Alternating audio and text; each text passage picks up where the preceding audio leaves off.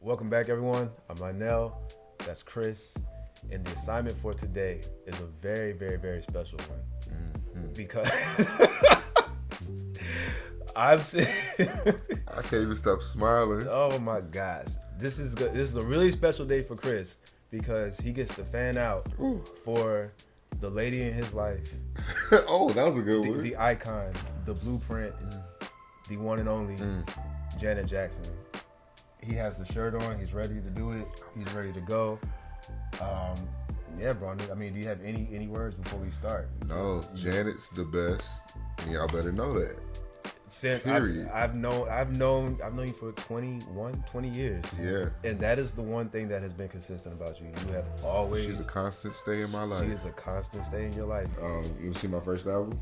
You go first. Yeah. It's a pretty ridiculous album that I chose. I'm waiting for something. But again, this is based off of favorite albums listening to on vinyl. So like my experience listening to this album on vinyl was pretty unique and cool, and I actually really enjoyed it and still do. So Oh my. with that being said, Oh man. I'm pulling out 20 I knew you were gonna do something like this. I was expecting him to do something ridiculous like this. So this is not by far my favorite Janet album at all. I don't think it's anybody's, to be honest, because Jermaine Dupri did a lot of it, and not many of us Janet fans are a fan of Jermaine Dupri's work with Janet. What was the lead single? It was the "Calling Me." Calling Me with Nelly. I hate that song. Yeah, it was. But she does have So Excited with Kaya. That's such an interesting combo. But I just, when I got this album on vinyl, I played it and it sounded really good. Maybe because of all the like 80s references and instrumentation and synths and new wave soundish type stuff on it. But I love listening to it on vinyl, especially when it got to like the second half, which was like the slower songs that Jimmy Jam and Terry Lewis did instead of JD producing them. So that's why I chose this one, because it has some pretty good slow jams on it. One of my favorite Janet songs is on this album. It's called Take Care. It's just a classic Janet baby making song. And that's why I chose this one. This is a European OG press. It's kind of hard to find. You can probably get it for like $1 something. But yeah, I chose this one as one of my favorites to listen to on vinyl, not to listen to period, because it's not her best work. But yeah, so there's that. I was expecting this from you, bro. This is a fan. This is what a fan will do. What? A fan will come and bring up an album that he knows is not really that relevant and not that good, but he will justify it. Good job. You're doing good. I feel like you're doing good. I feel like you're. No, that's it. judging You're doing what you're supposed to do. You're doing exactly what you're supposed to do. Fuck you. It's all right. You're doing exactly what you're supposed to Whatever. do. I'm just gonna keep it kind of. I'm gonna keep it kind of basic today. All right. I'm gonna give you guys what's expected. Rhythm Nation. Yeah, it's expected. Yeah, exactly. See what I mean? A stand will be Rhythm like. Nation. See what I mean? This is what a stand will do. Rhythm Nation. It's an iconic album. It's an iconic album. Oh. Just to compare. Just to compare, it's like a two, like. Yeah, you bought the original, right? This is the OG one. So he has the original. So he wants you all to know that he has. No, the that has OG. nothing to do with nothing. He has No. the OG pressing of it. He's such a good fan. He is such. Keep going, Brandon. Let's compare. All right. But I'm just saying, this one was remastered because they wanted to be able to make sure that they added the interludes, and some of the songs on this one were cut short because they made it a 1 LP. Right. So you get like the full everything on this one. So that's all I was saying. Okay. my nigga. Okay. All right. So based on. All right. So you've heard both. I'm guessing. I haven't. Oh, you didn't hear the. I haven't gotten that one. Oh, yet. you're not a good fan. I guess not, Lionel.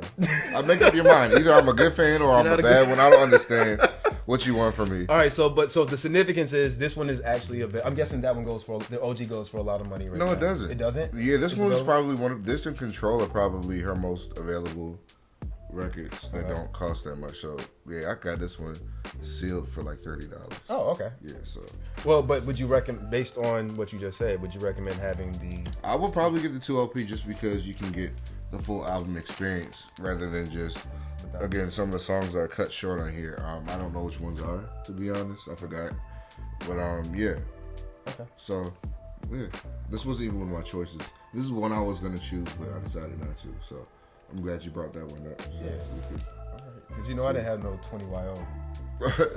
Demeter Joe, or Discipline. What else is in your collection, brother? I have all of them. I know. All right. So, all right. But I didn't bring them all with me though. I didn't bring them all. So let's get your number 2. My number 2. Yes, Okay. number 2. Okay. I think it's an obvious choice. The Janet album.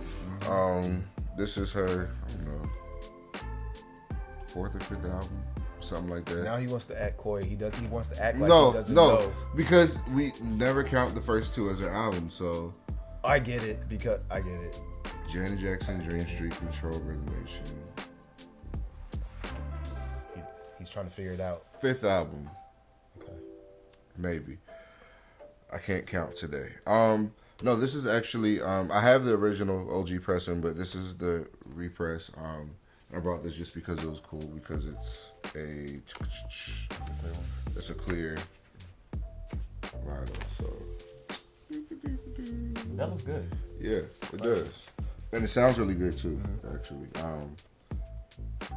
compared to the OG, it sounds really, really good. But yeah, I chose this one because you said it sounds better than the OG. I believe so. Yeah. Okay. Yeah, and I picked this one because this is actually my favorite Janet album of all time. I would say. But on vinyl, I just chose it as number 2 because I picked the other one's number 1. You'll see what that is soon. But yeah, it's just a great album. It's her first album where she started to really explore sexuality and all of that stuff, and where she showed some skin. And then yeah, so it's a pretty good album though. It's one of my favorites. It's a great mix of pop and R&B. To me, I know people don't look at Janet as a vocalist. I don't think she's the best singer, but it's one of her better albums vocally. I think her background vocals are stellar on here, and it's just a great project. It's where we really got to where Janet. This is the first time Janet was viewed as like a sex icon. So to me, this was kind of the beginning of her journey as becoming the Janet that we know today. And yeah, it's my number 2. Cool. I also have that as my number 2. But mine is the standard. I didn't have the clear edition, but I'm assuming they sound similar. Yeah, sure. Yeah, I think this is probably my favorite or second favorite era of Janet Jackson, because like you said, this is when she became. I think this is when she became the icon. Yeah. Right. And the video, I think this is also my favorite era of Janet videos as well. Yeah. Like If. That's the way love goes. You want this? Yeah. That's probably my favorite era of Janet. But I mean, you made all. I agree with your points about the Janet album. We there. I think it was a great project. So I'm not gonna go on and on because he's gonna always have something to say. No, I'm not gonna. I agree with you. About what I gotta say about Janet. I was disagreeing. I'm being a fan. No, you're doing your job. Come on, you're doing your job. Get to your number 3.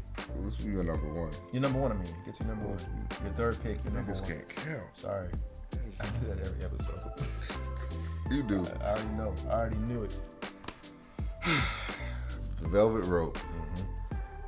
This is my number 1 because I think it's the difference between having a favorite album and having your best album. I think this is her best project and her best album. I think that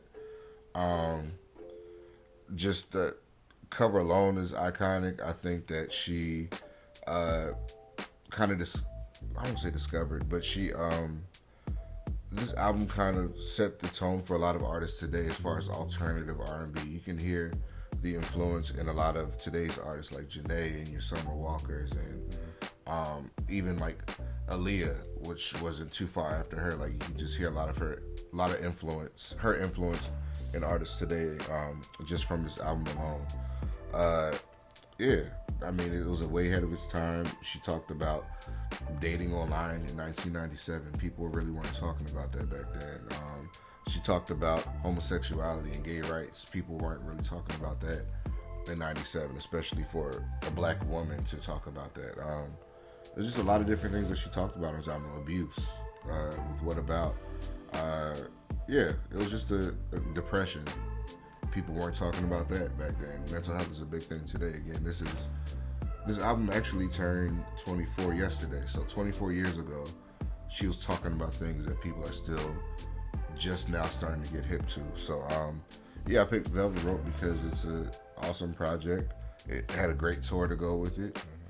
And really quickly, I know you're gonna be mad at me because it's not all good. Protected, but it comes in this That's really good. deep red is what they called it. Whatever the fuck that means. It looks good. Record, so yeah, I picked this is my number one because I believe it is her best project and it sounds amazing on vinyl as well. So yeah, Velvet Rope. Cool. That's it. I'm also gonna pick Velvet Rope as my number one. This is my favorite Janet album as well as my favorite listening experience of Janet on vinyl. You highlighted a lot of really good relevant points. What I would say, and I don't know if I ever told you this, but hearing Velvet Rope was the first time that I received an album as a concept album. And what I mean by that is this album came out when I was around 12.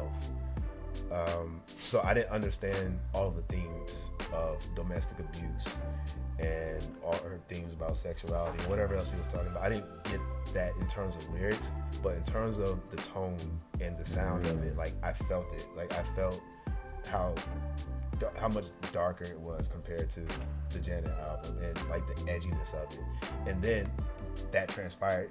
She carried that through all aspects of this era. In the videos, I feel like the videos were still a little bit darker. I think the tour, the visuals of the tour was darker. So yeah, that's what I think about when I think about this album, is just that this was probably my first concept album and I just didn't have the words to describe it. Yeah. So yeah, I agree with everything you say. Everything you said, it was ahead of its time, and it's something that I can still listen to today, and it sounds good. Yeah. But Brandon, you did good.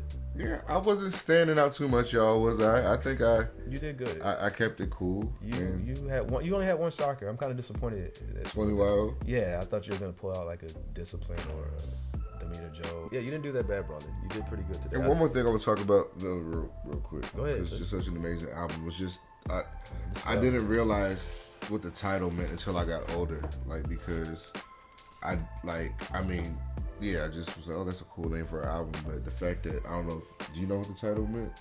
Well, yeah, it's like the Velvet Rope blocks you off from the rest of the world. So yeah, I didn't understand that until like my 20s. Like the fact that, like you said, it blocks you off, and Velvet Rope is usually made for people to feel special. Like they all want to feel like VIP in the club or whatever. Velvet Rope represents those VIPs, but take that shit down, and we're all the same and together and all that bullshit or whatever. But yeah, I thought that was a really dope concept for the album too. She really did let us in. We've never heard Janet like that before. So yeah, I mean honestly, like I said, you can't really, at 12 years old, you're not gonna understand the themes of that album. Like for me, when I listened to music at that time, it was just about how music sounded. You don't really start interpret. At least I didn't start listening to lyrics until I was a lot older, and you have to revisit, and that's why I'm glad they're reissuing vinyl now, just because it gives you an opportunity to go back and revisit albums that you might have heard in a childish way when you were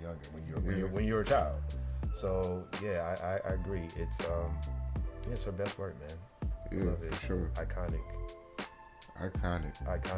We can use the word icon for her. This is an icon from her.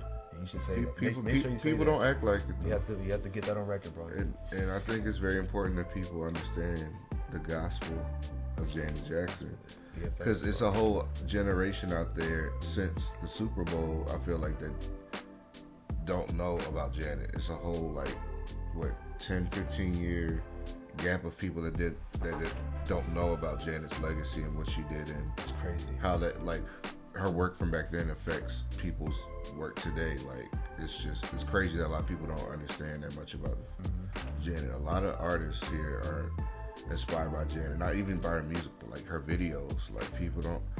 Michael Jackson, her brother. Oh, we forgot to mention that point. We should talk about Rhythm Nation.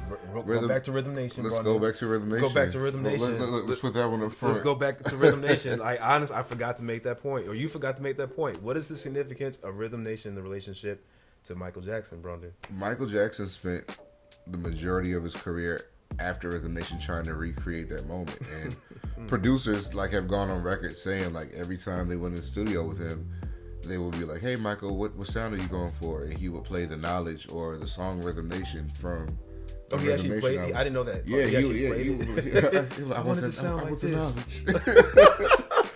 He literally spent a lot of his time, and even if you watch his performances from like the Dangerous or History era, like his little dance breaks will include interludes from the Rhythm Nation album. You can hear Janet talking on it and stuff because he loved that album so much. Even Invincible, his last album that came out in 2001, he still wanted it to sound like Rhythm Nation. Like all the military images. Yeah, all the like Janet was Michael wasn't doing military images until Janet was. Did you see him running with an entire army in pictures, in random pictures?